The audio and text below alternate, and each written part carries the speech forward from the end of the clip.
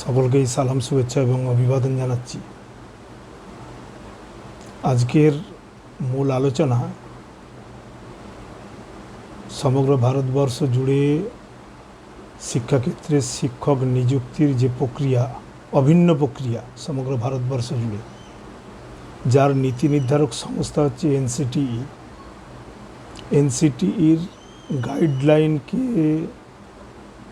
ভঙ্গ করে শিক্ষক নিযুক্তি হতে পারে না।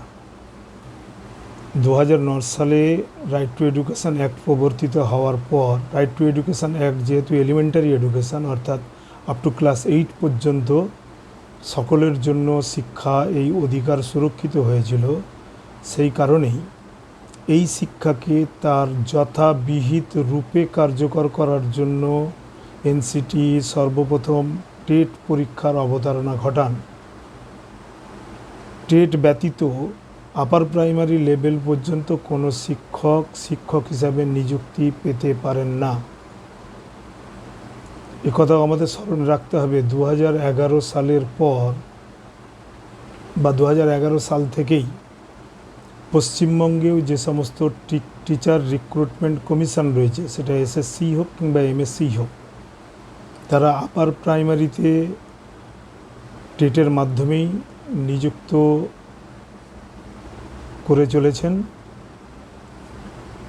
আর টেট যারা কোয়ালিফাইড হবে, এটা জেনারেলাইজ, অর্থাৎ আপার প্রাইমারি লেভেল পর্যন্ত যে কোনো শিক্ষককে শিক্ষক নিযুক্তির প্রাথমিক ধাপ এই টেট অতিক্রম করতেই হবে। টেট অতিক্রম করার পর আবার পরবর্তী ধাপগুলোতে তাকে উত্তীর্ণ হতে হবে। টেট হচ্ছে প্রাইমারি একটি ধাপ অতিক্রম করা। টিচার এলিজিবিলিটি টেস্ট দুটি ধাপে পরীক্ষা নেওয়া, একটা হচ্ছে পিপি থেকে ক্লাস 5 পর্যন্ত পেপার 1 বা লেভেল 1, আর 6 থেকে 8 পর্যন্ত পেপার 2 বা লেভেল 2।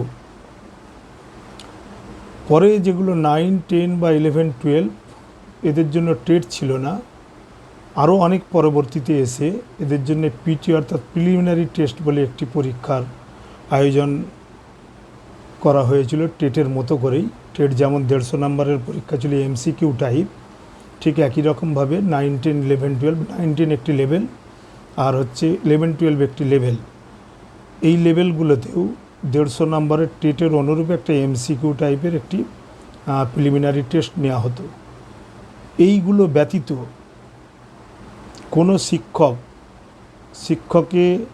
শিক্ষক পদে নিযুক্তি পেতে গেলে তারা একেবারে প্রাইমারি ধাপ অতিক্রম করতে হবে, টেট কিংবা পিটি এক্সামিনেশান। টেট লাগু হয়েছে 11 থেকে, অর্থাৎ 11 থেকেই প্রাইমারি লেভেলে, সেটা চাই স্কুল সার্ভিস কমিশন হোক কিংবা মাদ্রাসা সার্ভিস কমিশন হোক, তাকে টেট উত্তীর্ণ হতে হবেই।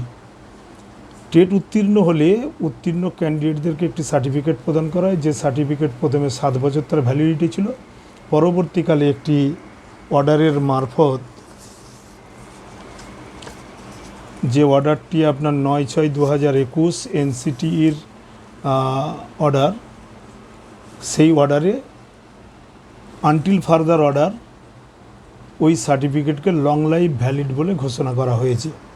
স্বাভাবিকভাবেই এসএসসি থেকে পাস করা ক্যান্ডিডেট এবং এমএসসি থেকেও পাস করা ক্যান্ডিডেট যারা টেট পরীক্ষাতে অংশগ্রহণ করেছেন এবং টেট পাস করেছেন, তাদেরকে অতি অবশ্যই একটি সার্টিফিকেট তাদের হাতে থাকবে এবং এই কনসার্নড অথরিটি বা কমিশন তাদেরকে একটি সার্টিফিকেট প্রদান করবেন। যদি সার্টিফিকেট প্রদান না করে থাকে, সেটাও যেমন এনসিটির নর্মসকে ভায়োলেট করা, ঠিক একই রকমভাবে প্রত্যেকটা উত্তীর্ণ বা পাস ক্যান্ডিডেটদের এটা অধিকার যে সে একটি সার্টিফিকেট পাবে।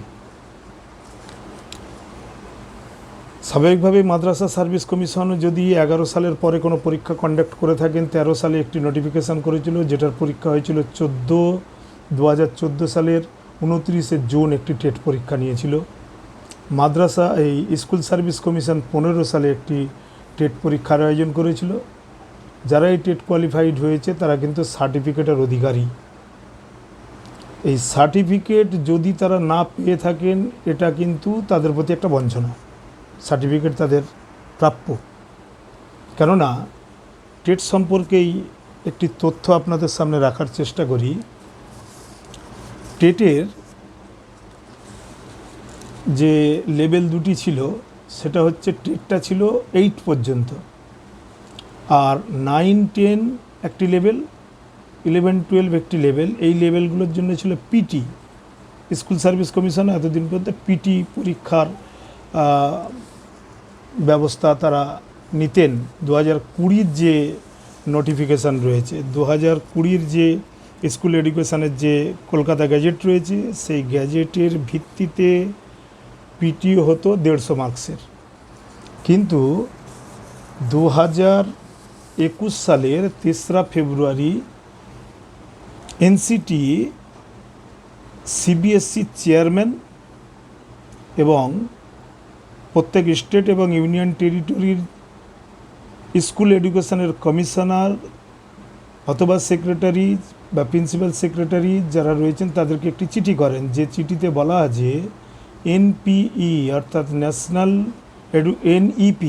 এনইপি ন্যাশনাল এডুকেশন পলিসি 2020 সালে যে শিক্ষানীতি ঘোষিত হয়েছে তার রেফারেন্সে হিউজ চেঞ্জ এসেছে শিক্ষা জগতে।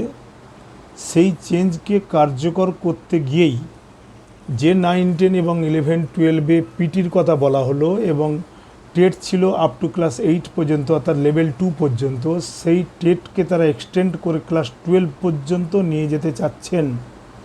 অর্থাৎ এখন থেকে টেট পরীক্ষা প্রাইমারির জন্য হবে একটি লেভেল, আপার প্রাইমারির একটি লেভেল, 9-10-এর একটি লেভেল, আর 11-12-এর একটি লেভেল, আর ফিজিক্যাল এডুকেশান এবং ওয়ার্ক এডুকেশানের একটি লেভেল। যত লেভেল রয়েছে, যত লেভেলের শিক্ষক রয়েছেন তাদের সকলকেই ইন জেনারেলি টেট পরীক্ষায় উত্তীর্ণ হতে হবে। পিটি অর্থাৎ প্রিলিমিনারি টেস্ট বলে আর কোনো জিনিস থাকছে না, সবটাই টেট। এই টেট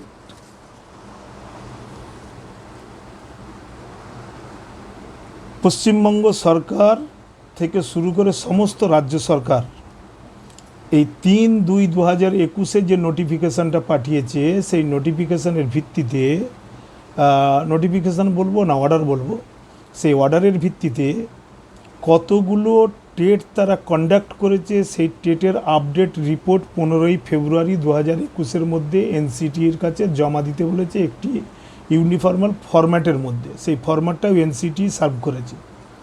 সেই ফরম্যাটের মধ্যে কি কি চাওয়া হয়েছে? ফরম্যাটের মধ্যে চাওয়া হয়েছে নেম অফ দ্য স্টেট থাকবে, name of the nodal officer থাকবে, টেটের nodal officer, pass percentage in total কত টেটেতে পাস করে আছে, পাস পার্সেন্টেজ ইন পেপারে কত পাস করে আছে, পেপার 1-এ কতজন পাস করে আছে, পেপার 2-এ কতজন পাস করে আছে, সায়েন্স এবং ম্যাথে কতজন পাস করে আছে। অবশেষে এক্সেল ফরম্যাট বানিয়ে দিয়েছে। Date of conduct of teacher eligibility test last কবে নেওয়া হয়েছিল? 15ই ফেব্রুয়ারির পূর্বে টেট কবে নেওয়া হয়েছিল লাস্ট? ডেট অফ পাবলিক অথবা gazette notification on TET copy to be sent, এবং যে টেটটা নেওয়া হয়েছিল সেই টেটের পূর্বে কোন নোটিফিকেশান, যে গেজেট নোটিফিকেশান করা হয়েছিল কিংবা পাবলিক নোটিফিকেশান করা হয়েছিল সেই নোটিফিকেশানটাও সেন্ড করতে হবে।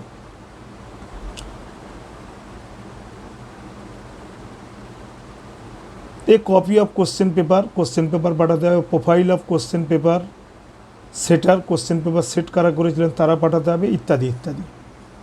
এখন প্রশ্ন হচ্ছে, পশ্চিমবঙ্গ সরকার যে এই টেটের রিপোর্ট, এডুকেশন ডিপার্টমেন্ট যে টেটের রিপোর্ট পাঠিয়েছেন 15ই ফেব্রুয়ারির পূর্বে পর্যন্ত, তাহলে যারা টেট কোয়ালিফাইড করেছেন নিশ্চিতভাবে তাদের পার্সেন্টেজ গিয়েছে এবং তাদের নাম সংযোজিত হয়ে গিয়েছে।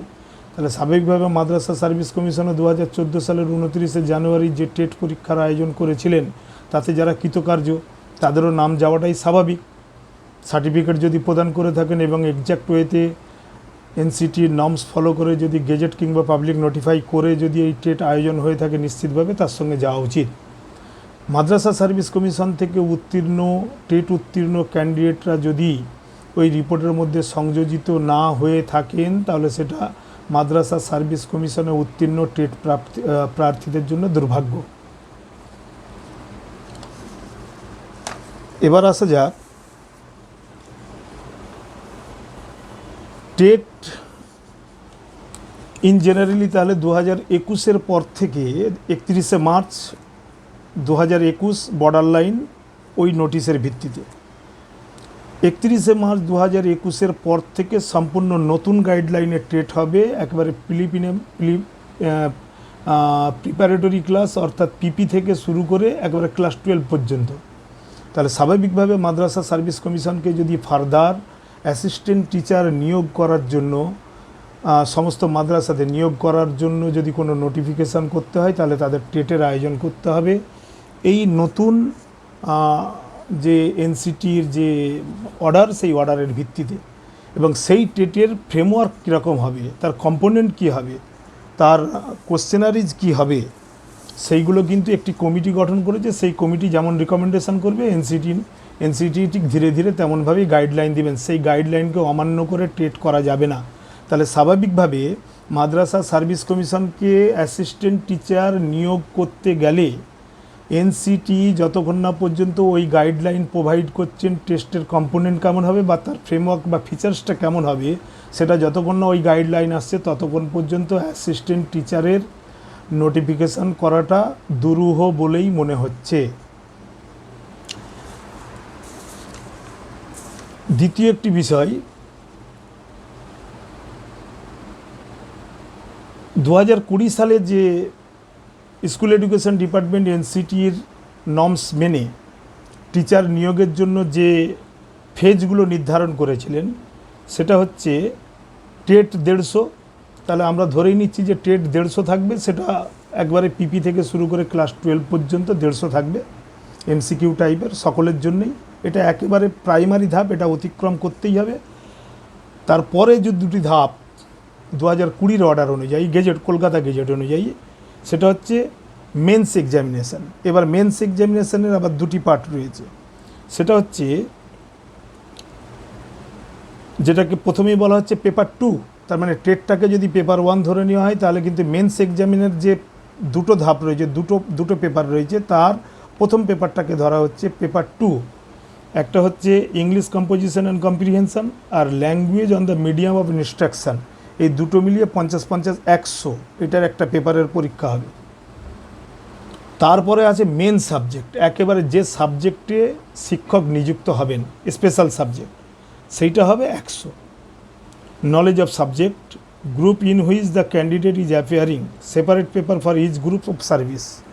প্রত্যেকটা গ্রুপের ভিন্ন ভিন্ন, ল্যাঙ্গুয়েজ গ্রুপের আলাদা হবে, সোশ্যাল সায়েন্সের আলাদা হবে, সায়েন্সের আলাদা হবে, থিওলজির আলাদা হবে, ইত্যাদি ইত্যাদি। তার 100। এই মোট 150 নাম্বারকে আবার 100-র পার্সেন্টেজ করে তার ওয়েটেজ নেওয়া হবে। 150ই পরীক্ষা দেবে ঠিক কথা, কিন্তু তার ওয়েটেজ নেওয়া হবে 100 থেকে পার্সেন্টেজ করে। আর পরে রইল মেন্স পেপারের দুটো 100, মোট 300 নাম্বারের উপরে পরীক্ষা দিতে হবে একজন ক্যান্ডিডেটকে। তারপরে সে যদি সামগ্রিকভাবে কোয়ালিফাইড হয়, সেই কোয়ালিফাইড হওয়া ছাত্ররাই নিযুক্তি পাবেন, রেকমেন্ডেশন পাবেন। পরবর্তীকালে যে সমস্ত ধাপগুলো কাউন্সেলিং ইত্যাদি ইত্যাদি রয়েছে সেই ধাপ অতিক্রম করে রেকমেন্ডেশন পাবেন। তাহলে মাদ্রাসা সার্ভিস কমিশনকেও 31শে মার্চ 2021-এর পর, অর্থাৎ যেটা এখন সেই পরের পর্বটাই চলছে, সেই ডিউরেশনের মধ্যে অলরেডি আমরা এন্টার করে গিয়েছি। অ্যাসিস্ট্যান্ট টিচার নিয়োগ করতে গেলে এনসিটির ওই টেটের গাইডলাইন বা ফিচার যতক্ষণ না আসছে ততক্ষণ পর্যন্ত টেট না করিয়ে অ্যাসিস্ট্যান্ট টিচারের পরীক্ষা করানোটা দুরূহ বিষয়, অসম্ভব। দ্বিতীয় বিষয়, মাদ্রাসা সার্ভিস কমিশনের কেন আমূল চেঞ্জ আসতে হবে গেজেট নোটিফিকেশান। আগের দিনেও বলছিলাম, যদিও তারা হেডমাস্টার বা সুপারিনটেন্ডেন্ট পরীক্ষা করিয়েছেন আপডেট নর্মস মেনে, তা সত্ত্বেও গেজেট নোটিফিকেশানের সম্পূর্ণ বিষয়টাই বিস্তারিতভাবে এবং আপডেট ফিচার্সে আসতে হবে। এখনও পর্যন্ত 2010 সালের যে গেজেট নোটিফিকেশান, সেখানে এখনও পর্যন্ত মিনিমাম বয়স 20 করা রয়েছে, ম্যাক্সিমাম বয়স করা রয়েছে সেখানে আপনার 37।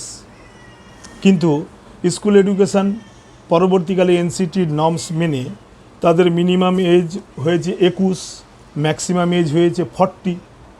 তাহলে এটাও একটা পরিবর্তন হওয়া দরকার। এই পরিবর্তনটাও আসতে হবে মাদ্রাসার গেজেটের মধ্যে। মাদ্রাসার গেজেটের মধ্যে যে ওয়েটেজ অফ মার্কস যেটা রয়েছে, সেই ওয়েটেজ অফ মার্কসগুলোও নিশ্চিতভাবে পরিবর্তন হতে হবে। 2010 সালের গেজেট নোটিফিকেশানে রয়েছে 70 written test, essential qualification and ট্রেনিংয়ে রয়েছে 25, পার্সোনালি টেস্ট রয়েছে 5। নিশ্চিতভাবে সেইগুলো সবই পরিবর্তন হবে। অথচ 2014 সালের যে 14ই জুন যে সাবজেক্টের পরীক্ষা নিয়েছিল মাদ্রাসা সার্ভিস কমিশনে 2013 নোটিফিকেশানের ভিত্তিতে 2014 সালের জুন মাসে যে পরীক্ষা হয়েছিল, আগে হয়েছিল সাবজেক্ট, পরে হয়েছে টেট। হওয়া উচিত কিন্তু আগে, ইন জেনারেলি আগে কিন্তু টেট হয়ে যাওয়ার কথা, টেট পরীক্ষা আগে হয়ে যাবে, তারপরে আসছে সাবজেক্টের ধাপ। যদিও তখন টেটটা ছিল প্রাইমারিদের লেভেলে, প্রাইমারি লেভেল পর্যন্ত, আপার প্রাইমারি লেভেল পর্যন্ত, সাবজেক্ট ছিল 9, 10, 11, 12 তাদের পরীক্ষাটা হয়েছিল। কিন্তু তা সত্ত্বেও ক্রোনোলজিক্যালি যদি সাজানো যায় তাহলে কিন্তু আগে টেট হবে, পরবর্তীকালে এই সমস্ত পরীক্ষার ধাপগুলো অতিক্রম করার বিষয় থাকবে। তাহলে হিউজ পরিবর্তন আসতে হবে মাদ্রাসা গেজেটের মধ্যে। টাইম বিং হয়তো তারা নোটিফিকেশান করেছেন, ব্রসার বার করেছেন, কিন্তু গেজেট নোটিফিকেশানটা সর্বাত্মকভাবে আমূল সংশোধিত হওয়া উচিত। আরও একটি মজার বিষয়, 2016 সালে হাইকোর্ট যখন অবৈধ ঘোষণা করেছিল, পশ্চিমবঙ্গ সরকার যে গ্যাজেট নোটিফিকেশান বার করেছিলেন এমসির মাধ্যমে রিক্রুটমেন্টের জন্য, এখানে একটা জিনিস আপনাদের শুধু দৃষ্টি আকর্ষণ করি, এমসি অর্থাৎ সরাসরি নিযুক্তি হবে, সরাসরি নিযুক্তি। এই এমএসসি বা এই ধরনের যারা এনসিটির নর্মসকে কার্যকর করার জন্য যে সমস্ত সংস্থা, রাজ্য সরকারের স্বশাসিত, গঠিত এবং স্বশাসিত সংস্থা, সেই সংস্থার মধ্যে দিয়ে যেতে চাইব না বলেই আমরা যারা কেস করেছিলাম এবং তারা কেসে সাময়িকভাবে জিতে যাওয়ার ফলে যে গ্যাজেট নোটিফিকেশান ডাইরেক্ট রিক্রুটমেন্টের জন্য হয়েছিল, একটি লক্ষণীয় জিনিস সেখানে লক্ষ্য করুন। আমি আপনাদের একটু পড়ে শোনাই।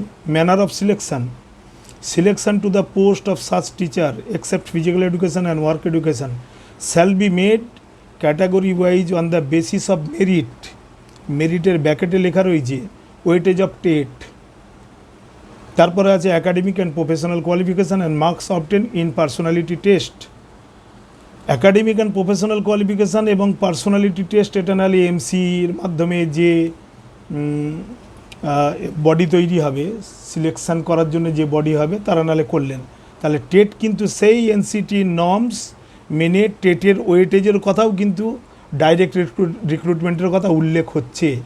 তাহলে ডাইরেক্ট রিক্রুটমেন্টেও যখন টেটকে মান্যতা দেওয়া যায়, টেটকে যখন মেনে নিতে, মান্যতা দেওয়া যাওয়ার কথা না, মেনে নিতে যখন বাধ্য হয়, তাহলে এনসিটি নর্মস অনুযায়ী একজন শিক্ষক পদের নিযুক্তির জন্য যে সমস্ত এনসিটি গাইডলাইন রয়েছে তা সর্বতোভাবে এবং সব জায়গাতেই মানতে একটি শিক্ষা প্রতিষ্ঠান বাধ্য।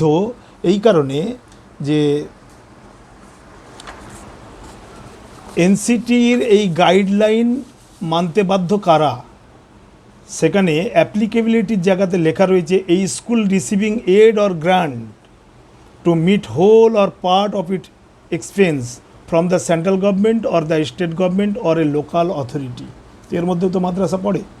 তাহলে মাদ্রাসা যখন টেটকে মানতে বাধ্য, তাহলে স্বাভাবিকভাবে এনসিটির যত সমস্ত নর্মস রয়েছে সমস্ত নর্মস মেনেই শিক্ষক নিযুক্ত হওয়াটা উচিত। উচিত বললে তো সেটা গ্রহণ করাও যেতে পারে, নাও করা যেতে পারে।